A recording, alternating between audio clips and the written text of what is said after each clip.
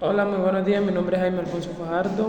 Somos del grupo G14 y nuestros integrantes del grupo al respecto que vamos a hacer la explicación de los videos es mi persona Jaime Alfonso Fajardo Maldonado, Laura Avendaño, Graciela García y Dani García. Al siguiente le vamos a mostrar la explicación de la respuesta de los 6 videos. A continuación, hola, mi nombre es Jaime Alfonso Fajardo Maldonado, soy del G14. Hoy les vengo a hablar sobre el video número 1, culpa del empleador por accidentes de trabajo. ¿Qué es un accidente de trabajo? Un accidente de trabajo es cualquier evento inesperado que ocurre en el lugar de trabajo o la realización de las tareas laborales que provocan lesiones físicas, enfermedades o incluso la muerte del trabajador. Estos accidentes pueden ser causados por factores como condición insegura, falta de capacitación o mal uso de equipos y herramientas. ¿Qué significa a causa o con causa del trabajador? De acuerdo con la ley 1562 del 2012, la definición legal de accidente de trabajo y eventos adicionales se consideran también accidente de trabajo. A causa o ocasión de trabajo se refiere a sustancias o eventos que ocurren debido al trabajo o en el contexto del mismo. Por ejemplo, pueden alucinar un accidente de trabajo, laborales, enfermedades profesionales o cualquier circunstancia que surja como resultado directo de las actividades laborales. Es una forma de señalar lo que sucede están relacionados de manera directa con el desempeño de una tarea o empleo específico. La definición de la ley 1562 del 2012 en Colombia establece que un accidente de trabajo es cualquier evento que ocurre por causa o con ocasión del trabajo, que resulta una lesión corporal, funcional o psicológica, o incluso la muerte de un trabajador. Este accidente puede suceder durante el desarrollo de las actividades laborales en el lugar de trabajo o en cualquier otro lugar relacionado con las tareas encomendadas que se le da hacia el trabajador. Seguimos con cuál es la importancia de determinar si fue o no fue accidente de trabajo. Fuera sido un accidente de trabajo, como lo nombra muy bien el video, que fuera sido un accidente de trabajo si la empresa le fuera dado el transporte desde su vivienda hasta el lugar de trabajo. Pero como no fue así, no se considera un accidente de trabajo. Aunque la ley 1562 del 2012 establece que los accidentes que ocurran durante el desplazamiento entre el lugar de residencia y el lugar de trabajo son considerados como accidentes de trabajo, como lo nombra el video, y siempre y cuando este desplazamiento esté relacionado con el cumplimiento de las funciones del trabajo. Si el empleador autorizado o requerido el traslado, se considera que la empresa tiene una responsabilidad sobre la seguridad del trabajador durante el proyecto que vaya a ejercer. Esto incluye proteger el trabajador ante cualquier eventualidad pueda surgir durante este tiempo. Bueno, aquí le vamos a hacer el cronograma de cómo fue el accidente, que es accidente de trabajo. En el año 2015, un hombre que vivía en el Magdalena fue contratado para ser maestro de obra en un proyecto en Ismina, en el Chocó, por lo cual el maestro decide trasladarse a ese departamento con su compañera permanente, o sea, la esposa. Estando en Istama, en Chocó, una mañana de 7:30 de la mañana, salió de su vivienda hacia el trabajo, pero no se concurría de que le iba a suceder que lo fueran a atracar, o sea, que le dieron asesinato. Entonces, a raíz de eso, pues la esposa se dirigió hacia la ARL que le pagara la pensión sobreviviente de origen profesional, pero en primera y segunda asociación la ARL le pagó la pensión, pero los jueces consideraban que eso no era accidente de trabajo. La sala de sanción laboral estudió este asunto Para que sea un accidente de trabajo es necesario que el transporte sea necesario por el empleador. En este caso no se dio, porque fuera accidente de trabajo si el empleador que lo contrató para ser maestro de obra en Istamia, en el Chocó, si fuera desde la vivienda hasta el lugar de trabajo, ese transporte fuera de la empresa y le hubiera sucedido el caso que le sucedió, que lo asesinaron, si fuera accidente de trabajo porque iba con el transporte de dicha empresa que fue contratado, ¿cierto? Mi nombre es Jaime Fajardo nuevamente. Hoy les vengo a hablar sobre el video número 2, la culpa del empleador por accidente de trabajo.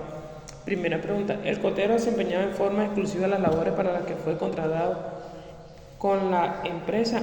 No, porque la función de él era la revisión de la mercancía del supermercado, aunque le asignaron esa tarea, aunque no iba con las funciones de él como cotero, que era la revisión de la mercancía. Asimismo, el mecanismo que utilizó el cotero para hacer la actividad, que era pintar una pared de 4 metros, el cotero utilizó un montacargas eléctricos sin autorización del empleador, sin esperar que se armara un andamio, ¿cierto? Entonces, en el momento de que él utilizó ese montacargas eléctrico, se cayó, se volcó de la estiba de 4 metros de altura, que eso lo que le pasó fue la muerte, o sea que falleció. El juzgado en la primera instancia condenó que la cooperativa del supermercado a pagar a la esposa y a las hijas menores del trabajador la indemnización plena y ordinaria de perjuicio del daño causado. Luego, los argumentos que no se acreditó la culpa del empleador, que el trabajo desobedeció las órdenes de seguridad y sin autorización, son un montacarga para pintar, ¿cierto? O sea, ese fue la apelar a la decisión del supermercado, que fue la decisión del tribunal. Esos fueron los argumentos. Dice, ¿cuál fue la postura de la sala de congestión laboral sobre el caso? Es decir, ¿qué dijeron al respecto? Si bien cierto es actuar del trabajador que fue imprudente a utilizar sin autorización el montacarga eléctrico, que no cumplía con las especificaciones técnicas para realizar dicha labor, o sea, la actividad para pintar la pared de 4 metros, ¿cierto? Dice que la definición de trabajo a altura: toda actividad que realice un trabajador que ocasione la suspensión o desplazamiento en el que se ve expuesto de riesgo de caída a mayor de 2 metros, se relaciona con relación de plano de los pies del trabajador al plano horizontal inferior más cercanos con él. Es la definición de trabajo a altura para mi concepto. Dice que ¿cuáles son los elementos de protección y cuáles se le fuera dado al cotero para realizar dicha labor? Se denomina así cualquier equipo destinado a ser llevado o sujetado por el trabajador para que se le proteja de uno o varios riesgos, los EPP, que puedan faltar su seguridad o salud en el trabajo, ¿cierto? Pues para mí se considera que los elementos de protección personal para esta labor fuera un arnés de cuerpo completo, ¿cierto? Una línea de vida ya estando en el andamio, ¿cierto? Para anclarse para cualquier caída, teniendo un casco, como lo ven, y un sling en Y. Uno lo hace, va en movimiento enganchando porque en el andamio, porque él va a estar rotando. Entonces digamos que la pared está acá, él se va yendo, deslizando, ¿cierto? Y es la sling en Y, bueno, porque eso es, la sling en Y cuenta con un impacto, un absorbedor de impacto, de choque, y cualquier cosa pues queda ahí. O cualquier cosa igualmente si se va a trasladar de un lugar a otro, En el Slingenje él lo que hace, quita uno y deja uno que se acuase cualquier cosa, pues queda guindado, aunque va a tener unos golpes, pero es menor, es menor. ¿Por qué? Porque los golpes a una muerte es muchísima la diferencia, porque puede ser fatal. Espero que le haya gustado. No se lo olvide por nosotros que cada actividad que vayamos a realizar siempre utilicemos los elementos de protección personal. Y recuerde que siempre está el autocuidado de nosotros, que en casa nos espera nuestra familia, nuestros hijos, nuestros seres queridos, que sabemos que vamos día a día a laborar. Así que cuídense, utilicen los elementos de protección y el autocuidado. Muy buenas noches, mi nombre es Daniela García Bandera y hoy vengo a hablarles un poco sobre el caso de un trabajador que se disponía a realizar el mantenimiento de un cajero electrónico. Primeramente, ¿cuál fue el accidente de trabajo que sufrió el técnico? Al momento de realizar la apertura de la tapa de seguridad del cajero, se dispararon las trampas de aturdimiento, denotando un ruido fuerte y generándole al colaborador sordera momentánea y confusión. ¿Cuál fue el porcentaje de pérdida de capacidad laboral del trabajador? Se le dictaminó pérdida de discapacidad laboral PCL del 26%. ¿Contra quiénes presentó una demanda el trabajador y qué buscaba que le reconociera? Presentó una demanda contra la organización y sus dos socios para que se les condenara a indemnizarlo. ¿Cuál fue la conclusión de la Sala de Casación Laboral de la Corte Suprema de Justicia respecto si la empresa era responsable o no sobre lo sucedido con el empleado? La decisión de la Sala de Casación Laboral fue sancionar como responsable a la empresa porque no realizó una debida identificación de peligros, valoración de los riesgos y no determinaron controles necesarios para prevenir cualquier lesión o enfermedad de sus colaboradores. Dentro de los documentos se conoció que la organización sí conocía que sus trabajadores se exponían a este agente de riesgo asociado al ruido, por lo que omitió su responsabilidad de corroborar en qué cajeras se encontraban estas alarmas. ¿Cuál fue la conclusión del caso? ¿Se le pagó o no al empleado la indemnización requerida?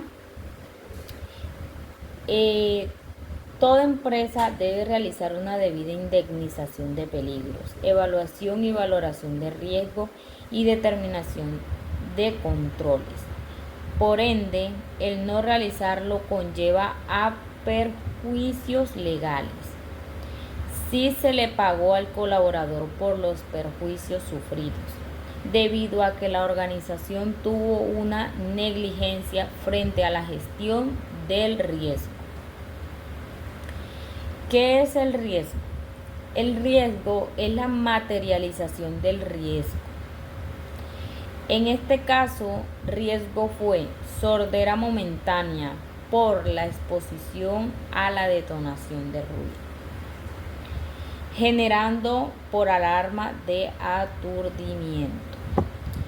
El riesgo se define como la probabilidad de que un evento se materialice y las consecuencias que éste pueda contraer en la salud de las personas. Definitiva valoración de riesgo y comité. ¿Cuál fue la importancia de este en este caso?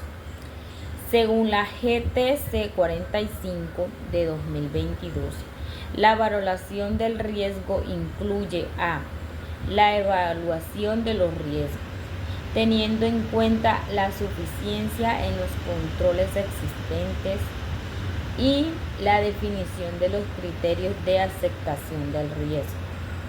La decisión de si son aceptables o no, con base en los criterios definidos. La importancia de valorar el riesgo en este caso radica en que se debió realizar primero una identificación de riesgo para poder conocer los lugares de exposición y posterior a estudiar, evaluar los riesgos que de estos peligros se deriven. Hola, mi nombre es Graciela García. Hoy vengo a hablarles del video número 4, la enfermedad laboral de un piloto. Pregunta número 1. ¿Cuál era el trastorno y el origen que padecía el piloto? El trastorno de ansiedad y depresión. 2.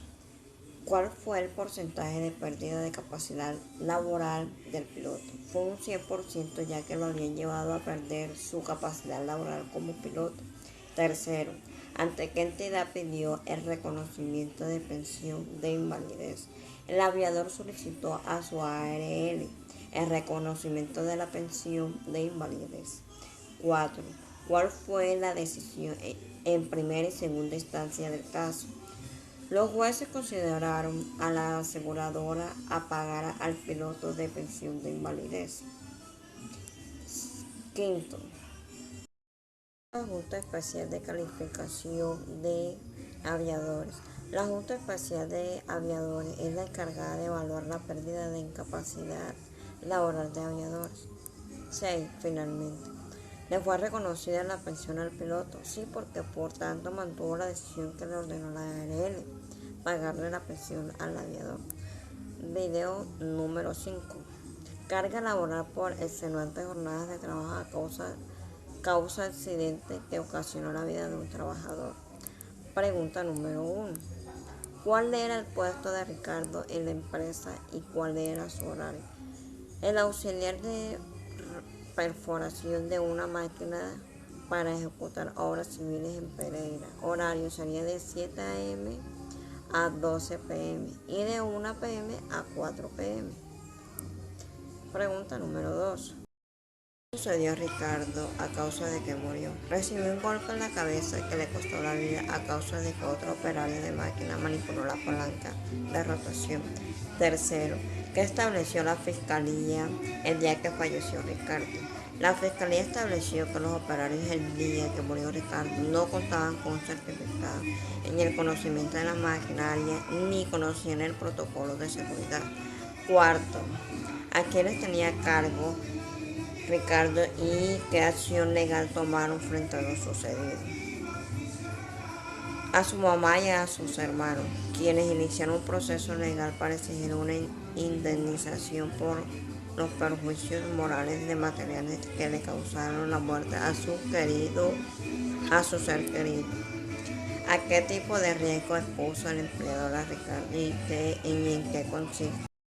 Riesgo psicosocial, traducido en largas y extenuadas jornadas laborales que trajeron consigo fatiga y cansancio, disminuyendo el desempeño correcto de la labor como auxiliar de maquinaria. 6. ¿Qué manifestó la Corte Suprema de Justicia respecto a las solicitudes realizadas por parte de las empresas condenadas? La Corte Suprema manifestó que la Sala de Cansancio Laboral confirmó la sentencia y recordó a los empleadores que según los convenios con la Organización Internacional del Trabajo es obligación adoptar todas las medidas preventivas encaminadas a proteger a las personas de todo riesgo que pudieran derivarse de una ejecutación, entre los cuales está la adopción de periodos adecuados de descanso, especialmente para aquellas labores que exigen un alto grado de concentración y esfuerzo físico. Séptimo, ¿cuál es su opinión frente al caso considerado que la jornada laboral extenuante puede ser causa de fatiga laboral y por consiguiente ocasionar un accidente? Puedo decir que la fatiga laboral es un factor de riesgo, es que en que en sí puede ocasionar un accidente o con mayor la muerte. Por las jornadas de trabajo agotan tanto el cuerpo como la mente, por tanto fundamentalmente que se tomen medidas para reducir la fatiga laboral y prevenir accidentes asociados. Bueno, por último presentaremos el caso de un acoso laboral que surgió y que provocó una enfermedad mental. Bueno, vamos con las preguntas del caso. La primera pregunta nos dice cuál fue la razón por la cual hubo acoso laboral a la trabajadora y quién fue el causante. Pues principalmente el acoso era por discriminación de género y además por lugar de nacimiento.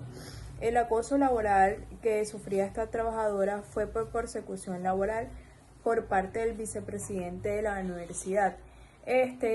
Cuando llegaba, la gritaba, la insultaba, le golpeaba el escritorio y además se ponía rabioso cada vez que realizaba dicha labor.